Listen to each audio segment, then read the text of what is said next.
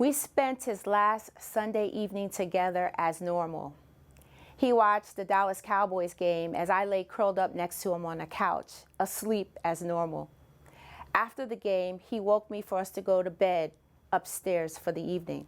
The next morning, we started our work week as normal. I showered first, he would shower next. I made his lunch for the day. I remember it was Sunday night leftover, a banana and strawberry yogurt. To this day, I can't stand the smell of strawberry yogurt. He hugged me 2 times that morning upstairs and twice again as he came running back into the house as if he had forgotten something to hug me tighter, deeper, and longer. Not your normal hug. And then he grabbed his lunch and out the door he went. He took the truck and not the car, a not so normal behavior. He would call me halfway to work and say, "Kaeja, I appreciate all that you do for me. Thank you." I remember saying to him, "I appreciate you too. Have a great day." These were the last words he would say to me on that day. As in the background, I could hear a not so normal sound. A few hours later, my strong, intelligent, beautiful husband, Hurley, would die by suicide. You see, it was like this rapidly falling set of dominoes that the announcement of his death, it just took my breath away.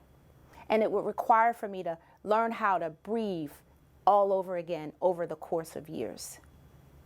Webster's defined suicide as the act of taking one's life.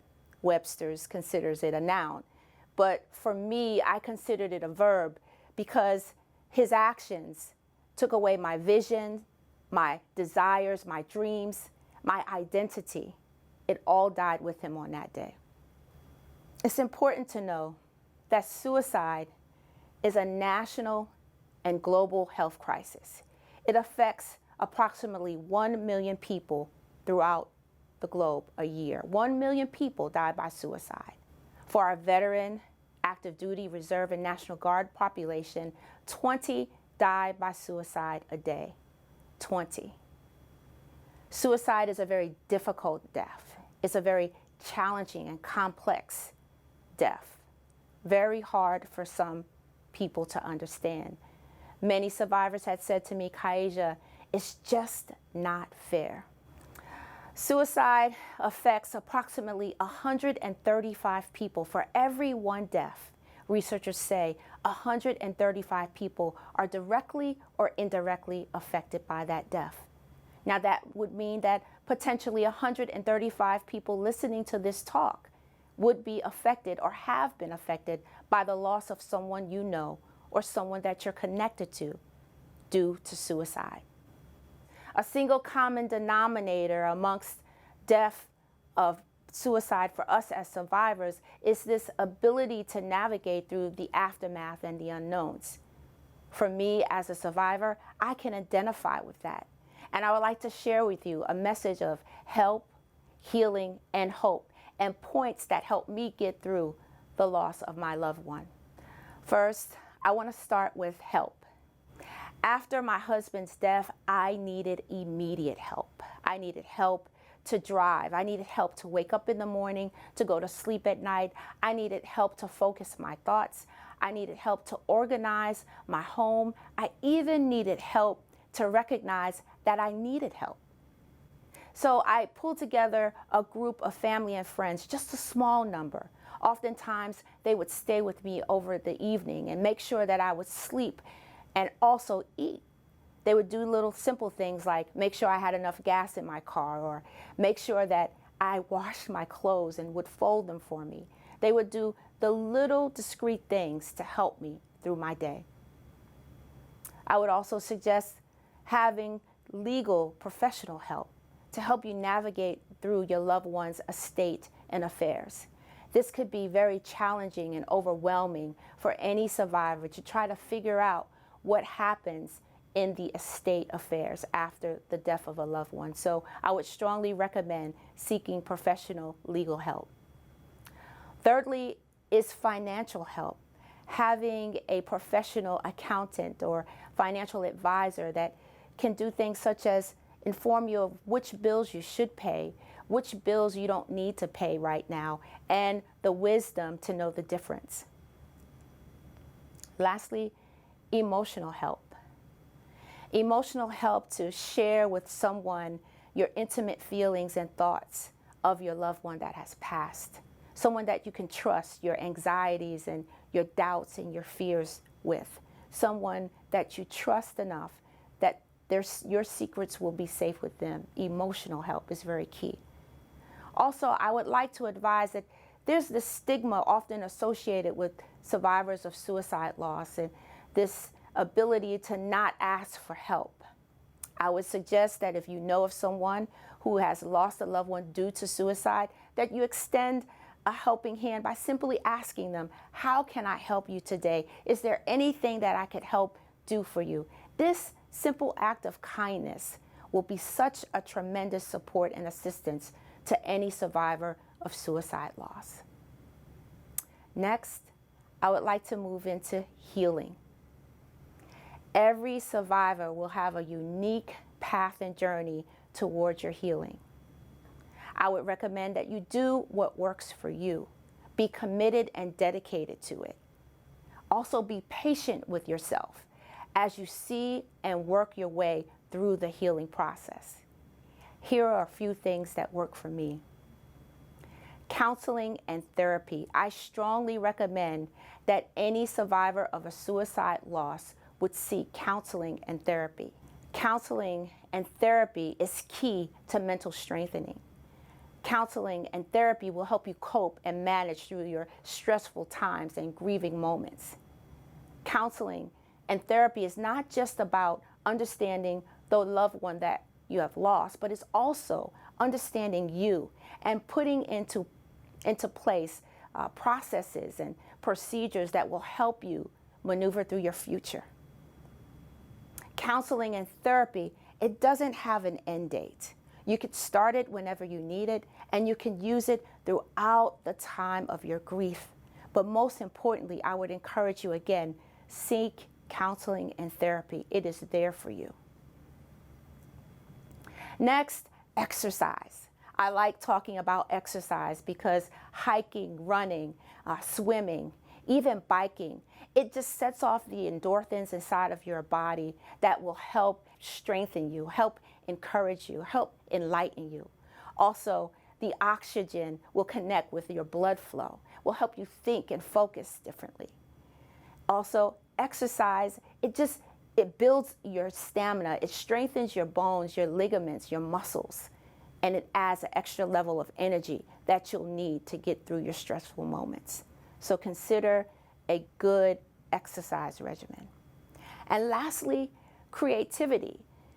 I know this might sound kind of odd to talk about creativity, and what do I mean by creativity? Creativity is those things that make your heart do flutter kicks.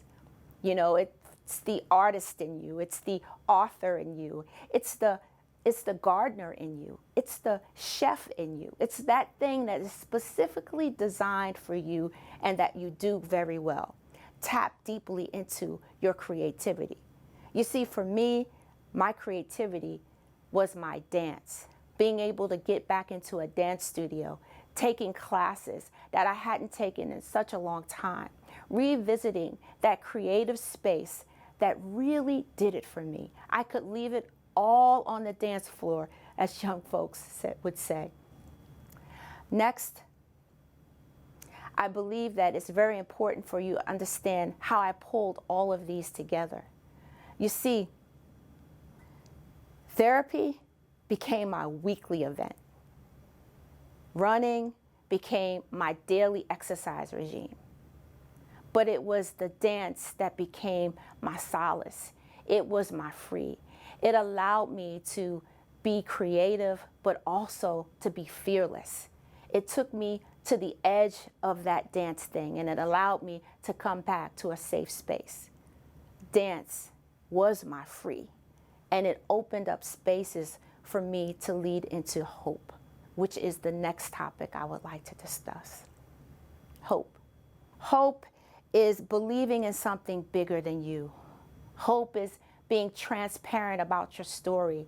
Hope comes when you've done the hard work to your healing. Hope is connecting you to a community that you can invest time and energy in. But again, hope only comes when you've done the hard work through help and healing. Again, this is just a model, but it's a model that worked very well for me. So in this hope phase, there are 4 areas that were very specific for me. It was understanding, it was faith, forgiveness, and then community. Let's start with understanding. As a researcher, I want to understand the minute things.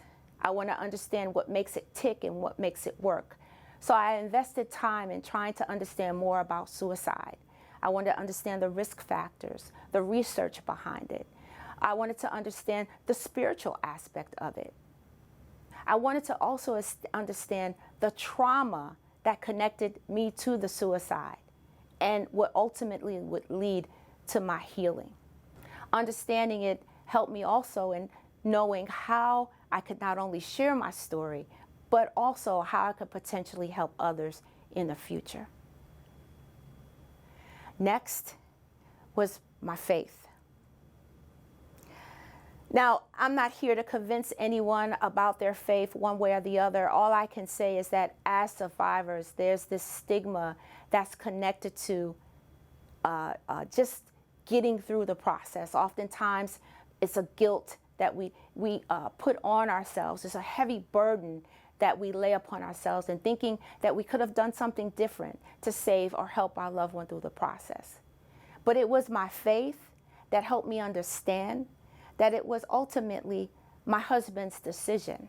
And as much as I tried or could have saved him, I had to believe that it was my faith that would allow me to let go, that would allow me to get through the process, that would allow me to believe in something, again, bigger than myself, intangible. Although I couldn't see it, I believed that it was my faith that would pull me through.